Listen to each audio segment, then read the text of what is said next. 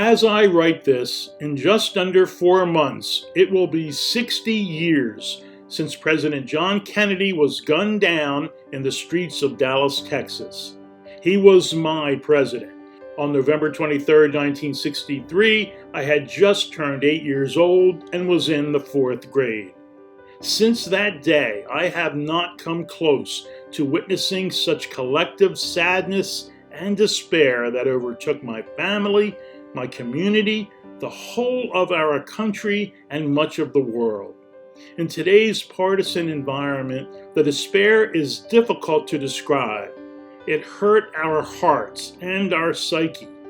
Kennedy and his policies represented a renaissance that the world recognized as correct and bought into. These policies transcended politics for most ordinary American citizens.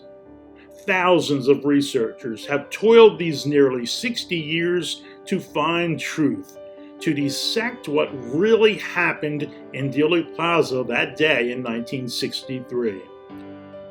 Some of these researchers dedicated most of their working life, and others today continue to dedicate their lives to finding the truths surrounding the murder of JFK. I believe that quest is now complete in large part. As important, it is time to construct and move forward with a plan to force the release of all documents related to the assassination.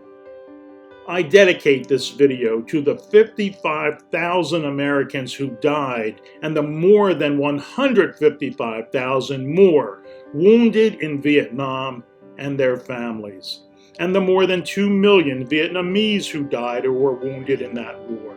These men and women were the first direct casualties of the greed of the men who killed our president.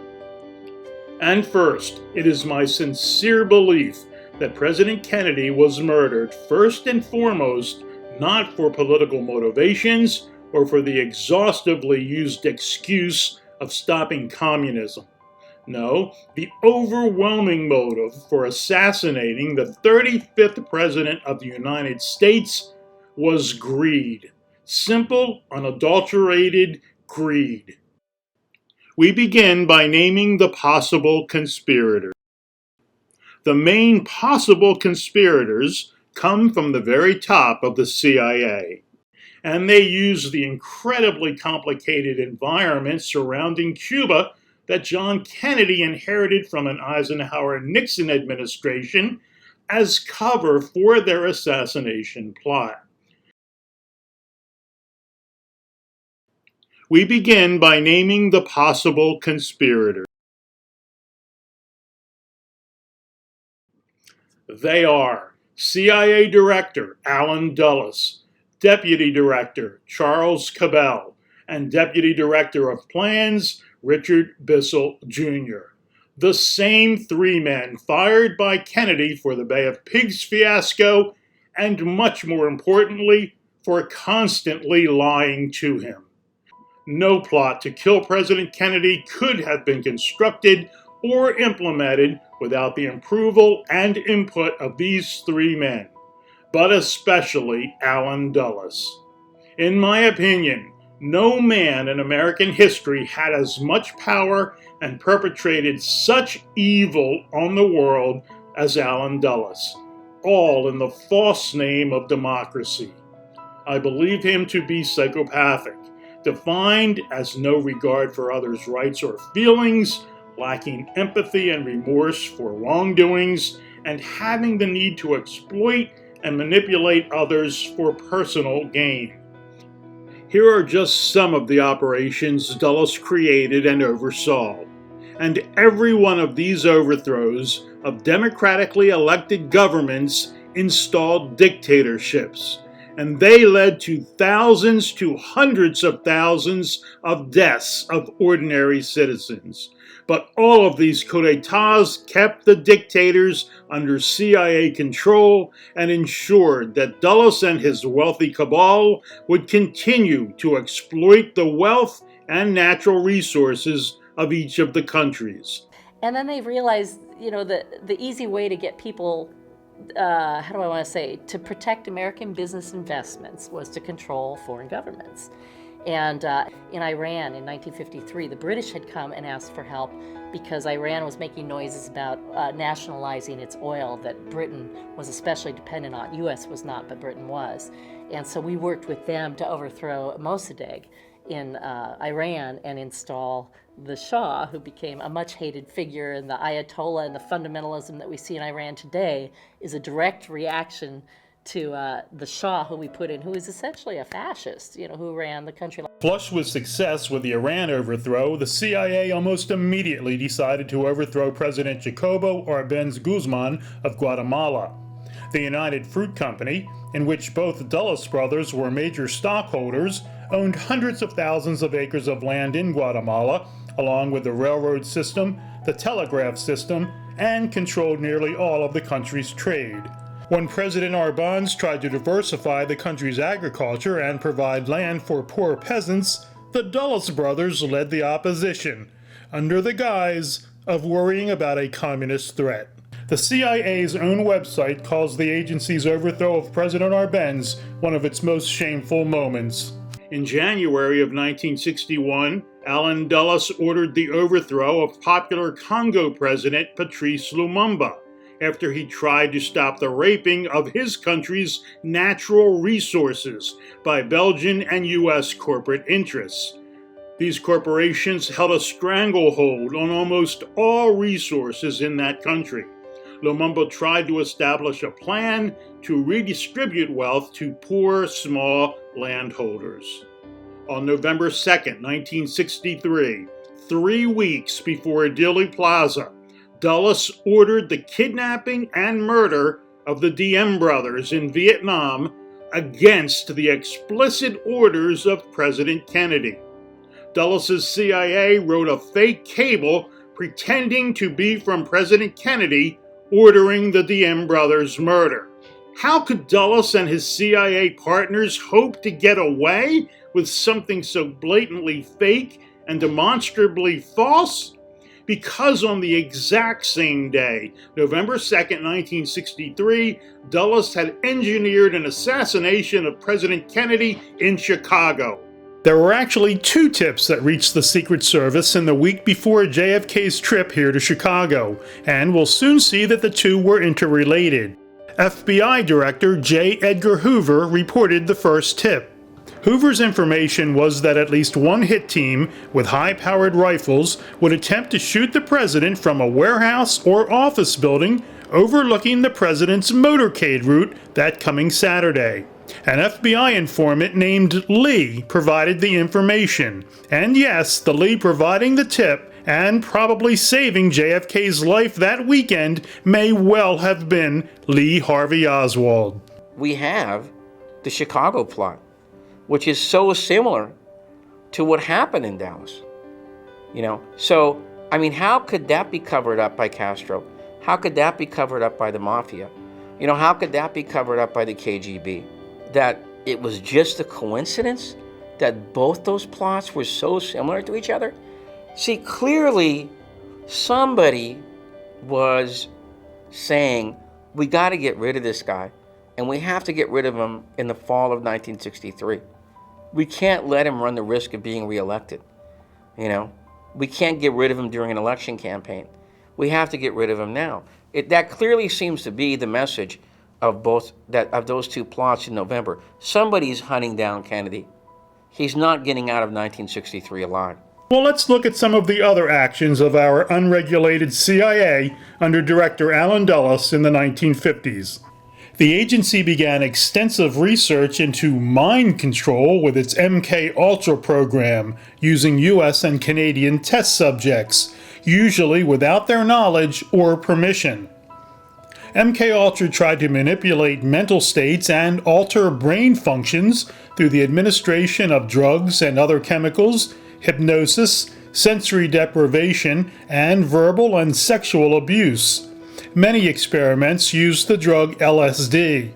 In one series of experiments, subjects were administered LSD for 77 consecutive days. So from 1953 on, we've got a CIA who controls what Americans will read through their Operation Mockingbird, a CIA who is setting their own policy of assassinations and overthrowing democratically elected governments for their own members' monetary and ideologic purposes, a CIA conducting drug and mind control experiments on American citizens without their consent. It just can't get any worse than this. Can it? Could you tell this committee who the individuals were involving mafia chieftains or organized crime figures? As far as I'm aware, on that particular situation, it was William K. Harvey who was in touch with John Roselli. It is likely that at the very moment President Kennedy was shot, a CIA officer was meeting with a Cuban agent in Paris and giving him an assassination device for use against Castro. I believe it was a hypodermic syringe they'd given him with something called black leaf number 40 in it.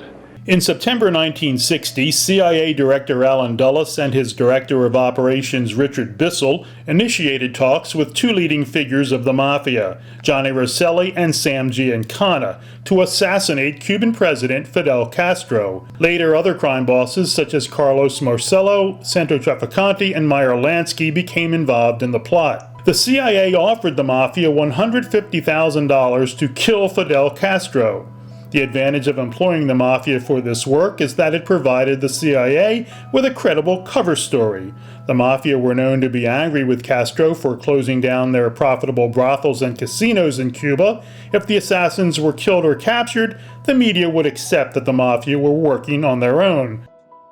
So Dulles, Bissell Jr., and Cabell, whose brother just happened to be the mayor of Dallas at the time, had been running their own Murder Incorporated for a decade, prioritizing massive wealth and profits for themselves and their corporate benefactors. When Kennedy signed National Security Action Memo 263, pulling 1,000 advisors out of Vietnam by the end of 1963 and virtually all American military by the end of 1965, this was too much for Dulles and the corporate titans who had run American foreign policy for the decade before Kennedy was elected. There were hundreds of millions of dollars in profit to be made by a war in Southeast Asia, and Kennedy was not going to give them that war. One other CIA official who was also part of the conspiracy. He was James Angleton, Chief of Counterintelligence. It was Angleton who recruited Lee Oswald from the Marines into his Joint Action Group and sent him to Russia in his fake defector program. Angleton also arranged for George de Mohrenschildt to babysit Oswald upon his returning from Russia until the summer of 1963, when Oswald was turned over to Ruth and Michael Paine. Angleton controlled the setup of Oswald to be the patsy in the assassination. Were there other CIA members or contract agents who were part of the conspiracy? Of course, but they would have played operational roles. It was the four men at the top to make the decision to assassinate the president, and they put the plan in motion. The next conspirator comes from another government agency, this time the Secret Service, and he is none other than Secret Service Chief James Rowley. Rowley's complicity in the plot is confirmed by his actions, what he did and what he did not do, surrounding the Chicago plot 3 weeks before Dallas. Back in Chicago that Saturday morning, November 2nd, 1963, crowds had started to line the streets in preparation for President Kennedy's visit. The press plane had taken off from Washington, but at least 2 shooters remained at large, and Kennedy's advisors convinced him to cancel his trip. And finally, the arrest of Thomas Arthur Vallee is made. Vallee's arrest was made by 2 CIA-connected Chicago police officers, that is, officers who either worked nearly exclusively for the CIA or took extensive CIA training away from their normal jobs. Officers Daniel Groth and Peter Sherla had watched Vallee all night, but only arrested him at 9:10 a.m., 2.5 hours before the president was due in Chicago and after the trip was officially canceled. The impression given is that the purpose of the two intelligence-connected officers may not have been to restrain Vallee, but instead to shadow him until after the president had been shot. For the success of the assassination plot, the scapegoat had to remain free, so long as Kennedy was still coming to Chicago and could be killed there. If the officer's purpose was, as claimed, to get Vallee off the street and protect the president, well then why was Vallee's arrest put off until after government authorities knew President Kennedy was no longer coming to Chicago? On the following Monday and Tuesday, Special Agent in Charge Maurice Martineau collected the Chicago plot information from his Secret Service agents. Unlike their work in other investigations, they were told to prepare no documents of their own. Following Martineau's orders, the Chicago agents dictated oral reports to the office's secretary. They were then ordered to turn in their notebooks.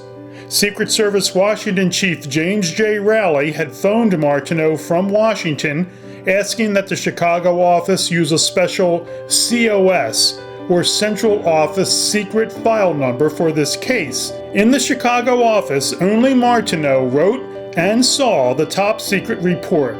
He then sent it by special courier to Washington Chief James Rowley. Incredibly, Secret Service agents in Dallas and the Dallas police will never be told about the activities in Chicago. They will not be told that a four-man hit team was sent to Chicago less than 3 weeks before with the intent of shooting the president with high-powered rifles from unguarded office buildings overlooking his motorcade route. Records of the two detained men questioned by Secret Service agents Stocks and Motto all night before the president's scheduled arrival the next morning will disappear. A few days after the Dallas assassination, NBC News in Chicago learned about Vallee's arrest.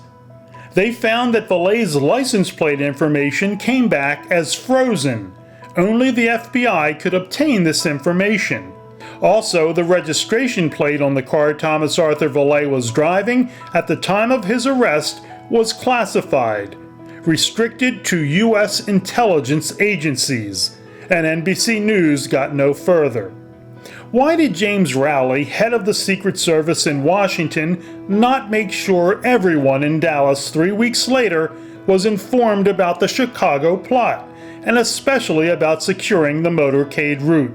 After the decision to murder John Kennedy was made by the men who were at the top of the CIA hierarchy, many of the operational details were put in place in New Orleans, Louisiana. 3 men were so involved with these operational details that we have to call them conspirators. They are ex-FBI Station Chief and New Orleans Police Chief Guy Bannister, the head of the Dallas International Trade Mart, Clay Shaw, and contract CIA pilot David Ferry. New Orleans was a hotbed of activity for intelligence agencies and for 2 separate factions of anti-Castro Cubans. Lake Pontchartrain housed training grounds for some of these anti-Castro Cubans as they prepared to retake Cuba by violence. New Orleans is also where Lee Oswald was routed after returning from his CIA fake defector duties in the Soviet Union. Oswald's new assignment was to pretend he was pro-Castro, so that he could spy on any real pro-Castro groups, and at the same time, keeping an eye on the escalating out-of-control behavior by the various factions of the anti-Castro Cubans. As part of his cover, Oswald applied for a charter to start a Fair Play for Cuba Committee chapter in New Orleans, something he was advised against even by Fair Play Committee executives. But Oswald went ahead as part of his cover assignment and became the only member of the New Orleans Fair Play chapter. All these activities were being directed by former FBI Station Chief Guy Bannister. Now acting as a private detective, Bannister housed his offices at 544 Camp Street, right in the center of the intelligence agency addresses in New Orleans. He allowed Oswald to operate out of his offices, but became upset with Oswald when he realized that his own office address, 544 Camp Street, was stamped on the Fair Play for Cuba leaflets that Oswald had made to pretend he was pro-Castro. As Jim Garrison would prove in his 1968 investigation, Bannister was at the very center of the JFK assassination details, and he was entrusted to handle Oswald until final assassination details were determined. Also acting out of New Orleans was our second conspirator from the area, David Ferry. Ferry was a CIA contract pilot who had flown Carlos Marcello back from Guatemala after he was deported. Ferry was with Marcello, assisting him in a courtroom at the exact time JFK was shot. Ferry had been heavily involved in running guns and other supplies to Cuba and other Latin American countries for the CIA and the agency's mafia partners. Jack Ruby was also a prime member of that gun-running operation. Ferry already knew Oswald from the Civil Air Patrol and was seen with him multiple times in the New Orleans area. Ferry's library card will be found on Oswald after arrest, then covered up. David Ferry was most likely supposed to fly at least one of the JFK assassins out of Dallas. Ferry made a somewhat famous trip the weekend of the assassination, driving from New Orleans to Houston through a severe thunderstorm, supposedly to go ice skating. He stayed at the rink by the phone all weekend. The third member of the New Orleans conspirators is International Trademark Director Clay Shaw, the man Jim Garrison would try for the assassination of JFK in 1968. The House Select Committee on Assassinations agreed that the 50-plus residents of Jackson and Clinton, Louisiana, who had seen Shaw, Ferry, and Oswald together in their towns in the summer of 1963 were truthful and accurate. Shaw and Ferry were trying to get Oswald employed at the Jackson State Mental Health Hospital, no doubt so they could claim that Oswald was mentally imbalanced after he was framed for JFK's murder. When Garrison's investigation became public in 1968, Ferry was frantic, calling Garrison chief investigator Lou Ivan and worrying that he was now a dead man.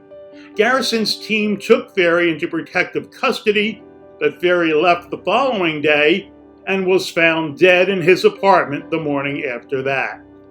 The New Orleans conspirators were tasked with getting Oswald sufficiently sheep-dipped so that when he was killed shortly after the assassination, the cover story about Oswald would be completed and disseminated quickly to the American public to convince them of a lone nut shooter.